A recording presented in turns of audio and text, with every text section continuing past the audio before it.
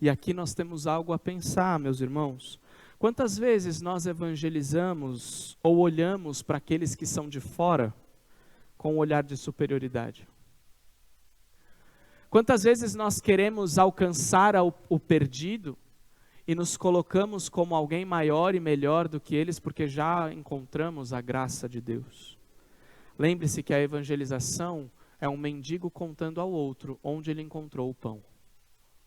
Isso é pregar o evangelho. É lembrar que todos pecaram e destituídos estão da glória de Deus. É lembrar que todos são indignos e que todos são merecedores da ira de Deus. Se eu vou evangelizar e o meu pressuposto é de que eu sou melhor que o outro, fique em casa.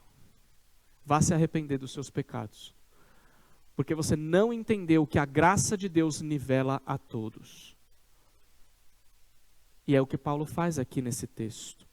Ele expõe as forças do mundo, as forças de Satanás, e agora ele falou da força da carne. Mundo, diabo e carne eram os senhores da sua vida até que Cristo te libertou.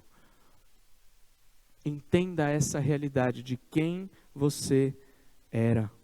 E quais são as obras da carne, meus irmãos? Paulo fala lá em Gálatas, ele diz, as obras da carne são manifestas: imoralidade sexual, impureza e libertinagem, idolatria e feitiçaria, ódio, discórdia, ciúmes, ira, egoísmo, dissensões, facções, inveja, embriaguez, orgias e coisas semelhantes. Eu os advirto como já os adverti antes. Os que praticam essas coisas não herdarão o reino de Deus. Vida com Deus não é brincadeira. Nós estamos falando de realidades eternas. Nós estamos falando de um período do nosso tempo em que Cristo está para voltar. Nós estamos falando de coisas sérias aqui. Nós estamos falando de um evangelho que transforma as pessoas.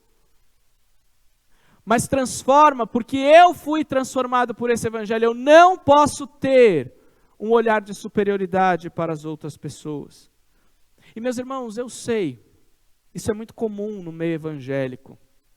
Isso é cantado e ensinado por aí. Esse é o senso comum do pensamento evangelical, de que você escolhe a Deus, de que você tem forças para obedecer a Deus.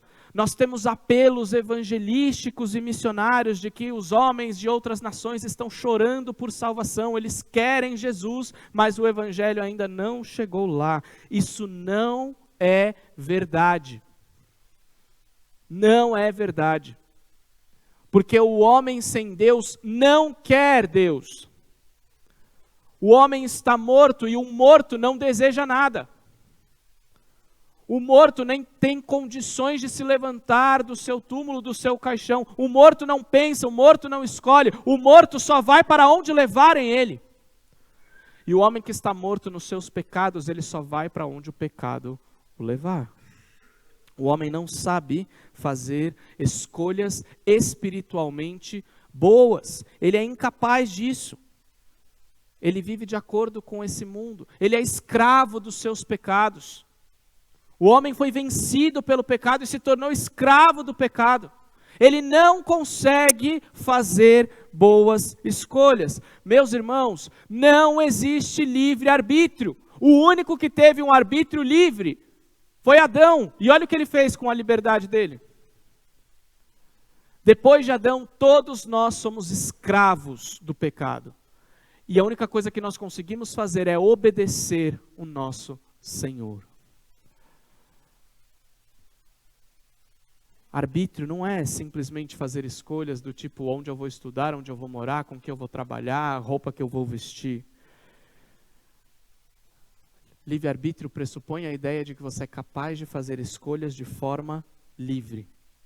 Dizer que o homem tem livre-arbítrio após a queda é a mesma coisa dizer que a chuva pode cair para cima, ou que o rio pode correr para trás, ou que um peixe pode viver fora da água.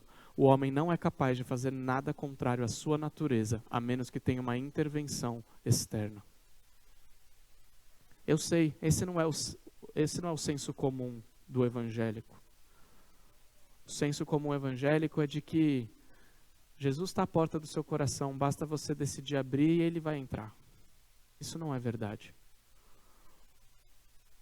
Nós precisamos entender o Evangelho como ele é. Tudo que o homem sem Deus sabe fazer, tudo que o homem sem Deus é, está ligado ao pecado. E essa é a natureza do homem, e por isso ele é um merecedor da ira de Deus. Por isso ele é merecedor. Se tem algo que o homem merece, que é dele por direito, é a condenação. Por isso para de cantar, restitui, eu quero de volta o que é meu. Isso é bobagem de gente que compõe sem abrir a Bíblia.